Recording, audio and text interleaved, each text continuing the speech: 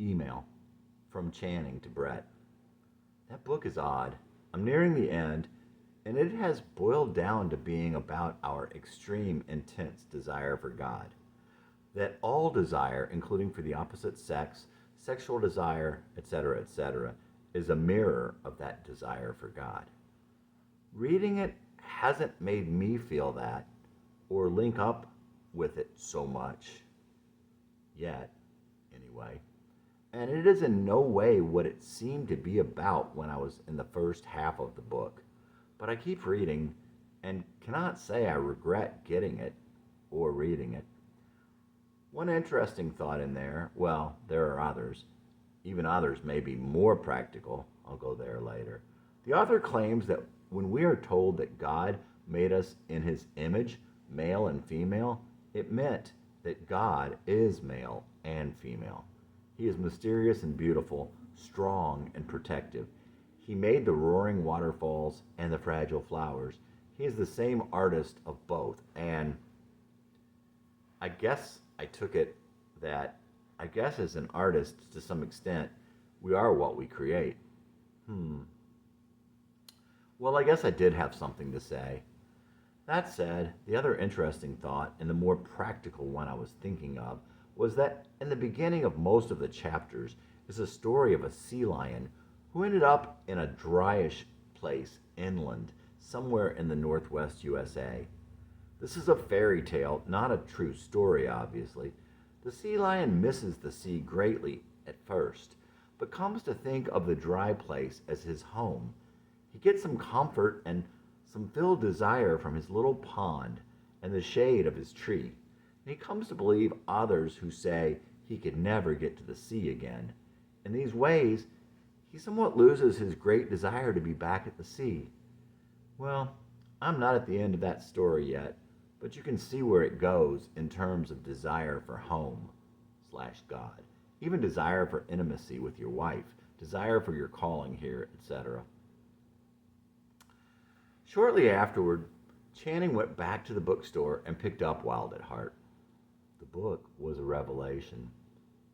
From Channing Matthews, sent Tuesday, May 22nd, to Nikki Thompson.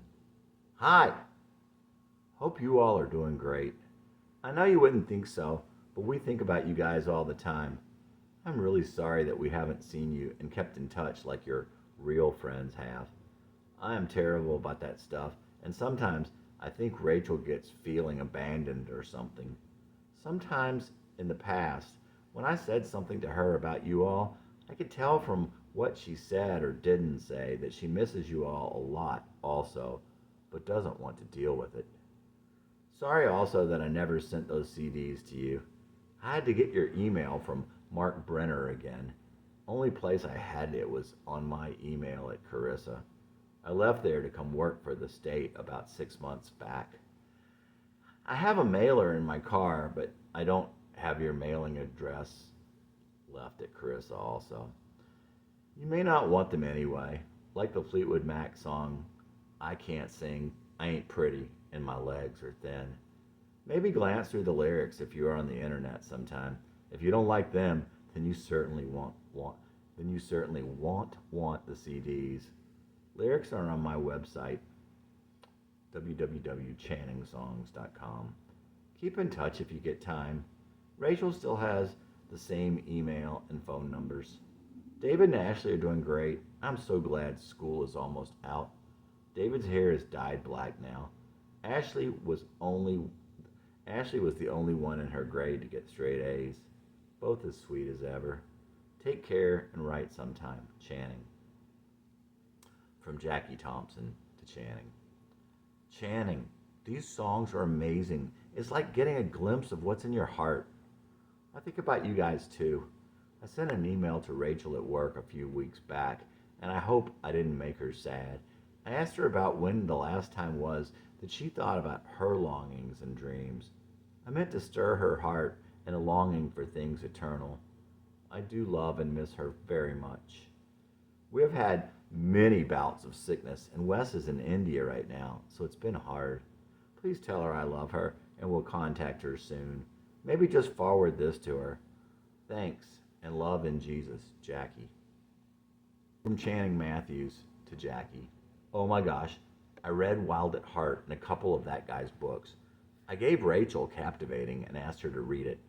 I was thinking about putting Wild at Heart and Captivating in with the CDs, but it sounds like maybe you already read them. If not, you are definitely on the same page. Sorry about the sickness and about India. Will he be back soon? Please do stay in touch. Sometimes it is a good sad. Channing. From Jackie. Channing, that is an amazing God thing. Yes, I have read Captivating, and Wes read Wild at Heart, and now we are both reading the Sacred Romance. It's amazing to see how God connects us and that our lives don't have to be fragmented. I'm excited to see God stirring in your heart. Wes will be home this coming Friday. Hooray! I will pray for Rachel that God will draw her close and stir her heart with all that He is. I want to remind her of what an important role she played in my story when I was alone and had no friends in our early years in Nashville. But I will pray before I reach out to her again. I do have sick kids, so gotta go. From Matthew. Sorry about the kids and Wes being gone. It will be great if you talk to her. I'm pretty much wandering aimlessly, but God does talk to me. I like to go outside late at night, and God often sends shooting stars. My thoughts tend to be pretty selfish, but God still answers some questions. The time before last, I had asked a lot, tried to listen, but I didn't really get an answer.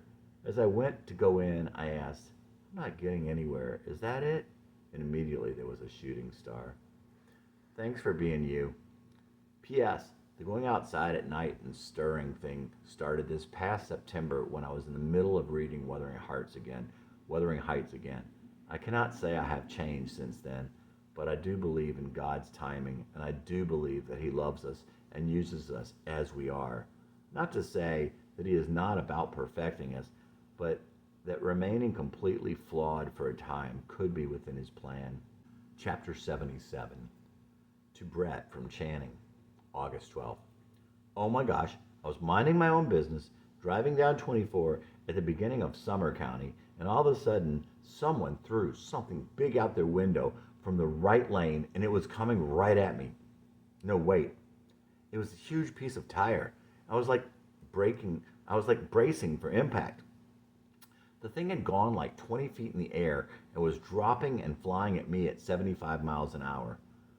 Then, in a flash of clarity, it looked just like those ads for that tornado movie. A deer was slowly spinning around end over end above my car and flew across the road to the other side. As soon as I realized that, it started pouring down rain, big, red-brown drops on my hood and windshield. I looked over and some guy was pulling off the road from the right lane, his new Volvo with a big, head-sized, crinkled glass crater in the windshield. Looking back, I would have called 911 because I think it might have been his head that caused it.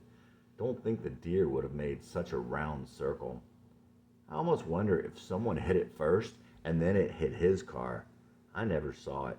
Of course, I don't think he did either. Hey, want me to pick it up for you on the way home? Driving along on the interstate every day, you see things in people that you wouldn't otherwise see. Road rage was a symptom of his society as a whole. One day, he was giving someone a ride to work with him. He was talking to her, so he was a bit oblivious to the car in front of him. Mary noticed it first. The guy was changing lanes back and forth. Apparently, he was trying to keep him from passing. He was going maybe 70 miles an hour, so maybe he felt that he was setting the speed limit. Maybe he was, but some miles up the road, he must have been going 90. The night before, a huge, expensive new pickup truck with a middle-aged guy driving came flying up on him at 90 or 100. Channing had nowhere to go, so the pickup got within inches of his bumper and stayed there till Channing could get over.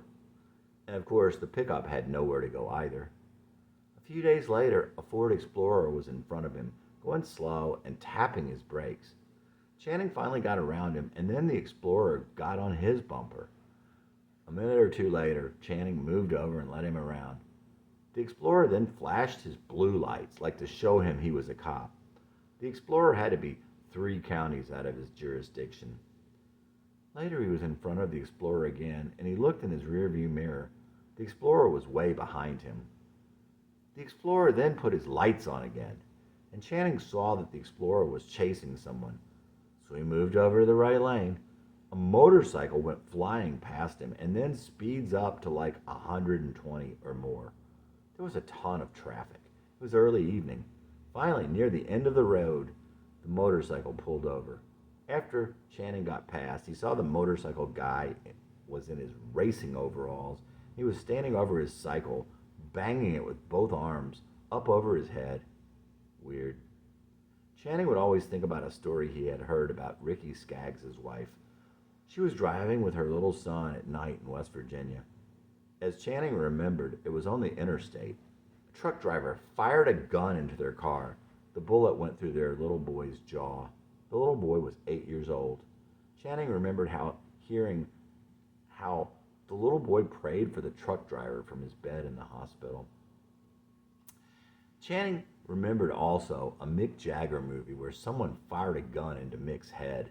The movie shows slow motion footage supposedly of the bullet traveling through his brain. Yuck.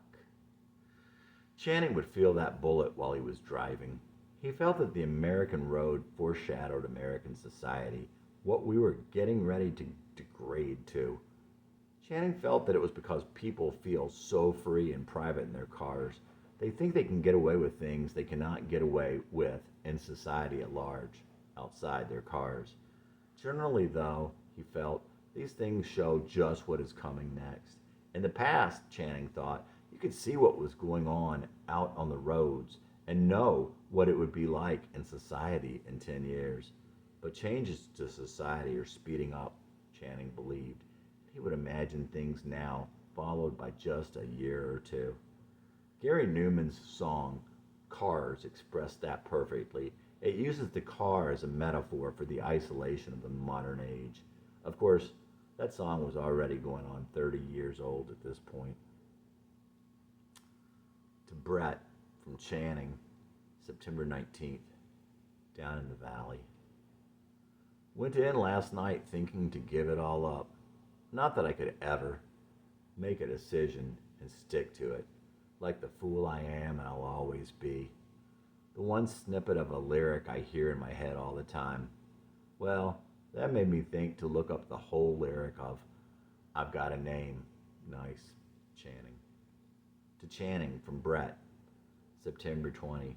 I'm going your way. No need to give it up. No need to worry if nobody ever likes your songs but me. You are right. We do this because it's who we are. We shouldn't do it because of who we are trying to become. We write and play music because we have to, or we will die. I read chapter 2 about being created in the image of God. Very cool. Really helps me connect with God in a way I haven't in a while, and being here on the lake really helps that connection.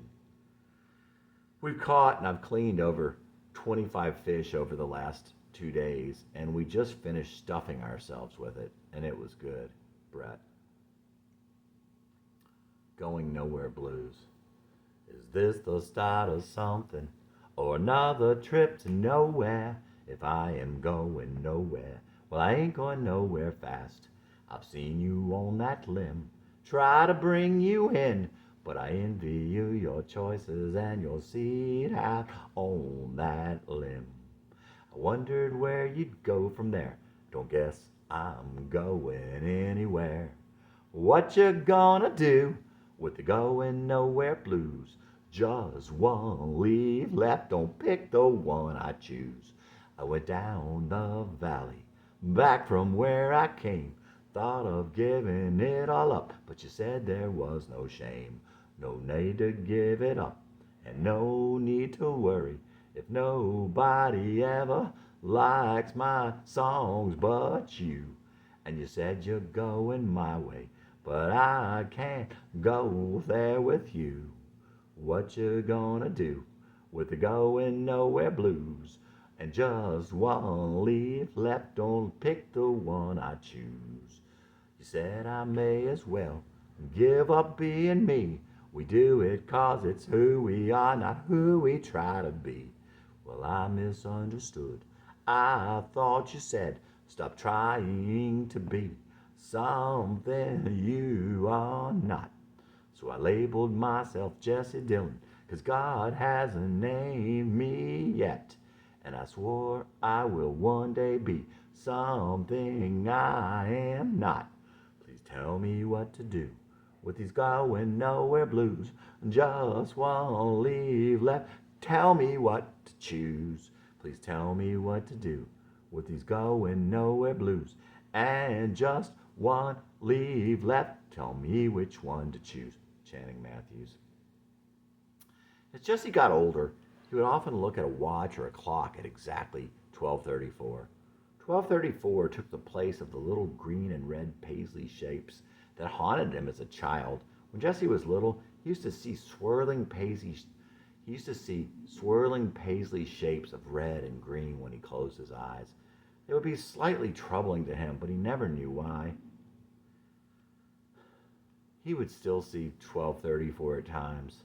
Channing came to realize that 12:34 was not an ominous sign, but it was a sign nonetheless. It was a sign telling him that he was going the wrong way. It was not ominous because he now knew it was also telling him that it was not too late. Likewise, the time 444 always made him happy. 4. Jesse's number was 4. He identified with that number somehow.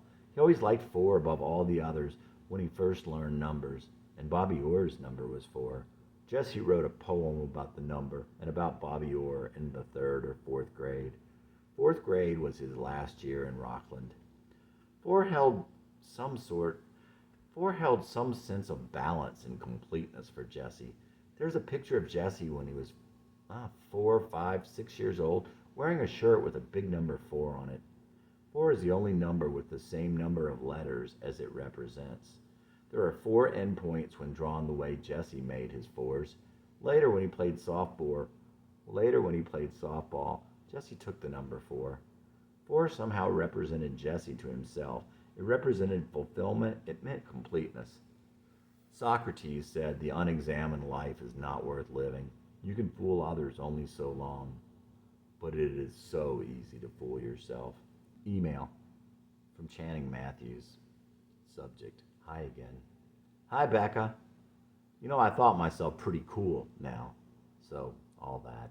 Otherwise, I never would have sent you that first email to pass on to Carrie. See, I turned out all right. Something like that. She was just so caught up in a time that was like the worst day of your life, but went on for 5 years. That whole time it was like, if Carrie thought I was okay, then that would make me okay, even after you all left here. Funny thing is, just a few years later, I see that I'm the same fool I was and I'll always be. Also thought I was quite okay as a kid before I moved here, the year before I met Carrie. Kids liked me. I was a cute kid and had a lot of friends, but I was the same fool then. I guess it's that foolishness that leads me to reach out to people, especially ones from my past that would rather I not do so. My prayer is that God will somehow use my foolishness with his infinite wisdom and his beautiful plan. Wish me luck with that. Anyway, the thing I would tell you and Carrie that I have figured out is that your heart is the most important thing you have. There's a book I read called Wild at Heart by John Eldredge on the subject. He and his wife wrote a corresponding book more for women called Captivating. If you all ever read, I'd really suggest them. Take care of your heart and let my intrusion work out for the good. Channing. Soul of the White Lion. I guess maybe you were right all along, and I can't change my soul just by singing this song. You pegged me for a creep back then, and nothing has changed to make you see me again. I thought maybe you'd see I was cool, but all you could see was the same old fool. I guess maybe you were right all along, and you can't change a soul just by singing a song. But I still remember when I watched Kimba. That's how I wanted to be. He was so strong and brave, small yet unafraid, shining and selfless and free. I have seen the enemy in the silver behind glass.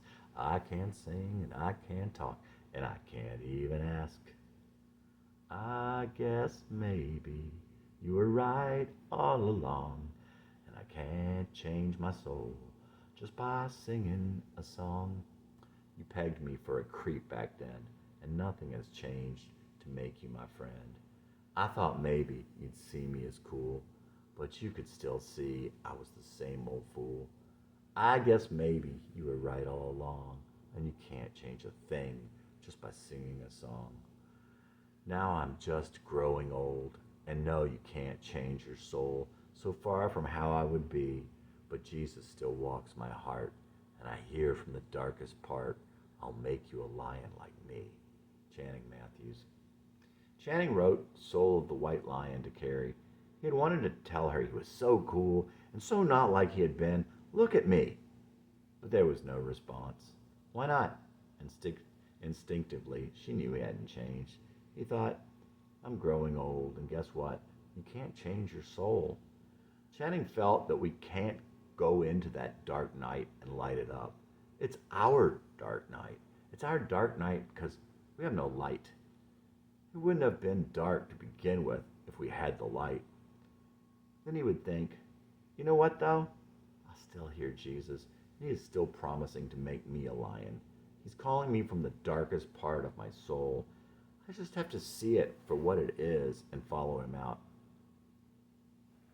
Days full of promise. I never thought till now. Somehow I never thought. All that time spent thinking, all the while I was dreaming.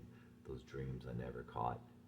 I never thought I'd live this long. Gave the future second thought. Never thought I'd be this wrong. Write this song. Dreamed I could be bought and sold for a pittance. Enclosed as my remittance. Spend it well. Your money is not good here, in heaven or in hell. More than half over. How much more I do not know, but it's the places that I realize only now I'll not go. Call it midlife crisis, a failure to move on, but I feel like this since 6 or 12 and probably all along.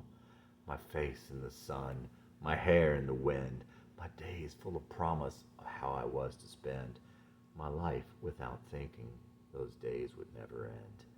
I never thought till now, somehow I never thought, all that time spent thinking, all the while I was dreaming, those dreams I never caught. Days of sandlot ball and AM radio, times passing in the hall all those years ago, not knowing what to say, and it still hurts today. In my heart and head, find myself going back, just a little further when the nights weren't so black, chasing fireflies in the grass with the girl across the street. Out late on summer nights, life seemed so complete. My face in the sun, my hair in the wind, my days full of promise of how I was to spend my life without thinking those days would ever end.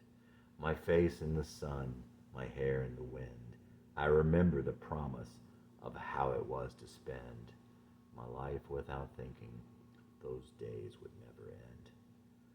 Jesse Dillon.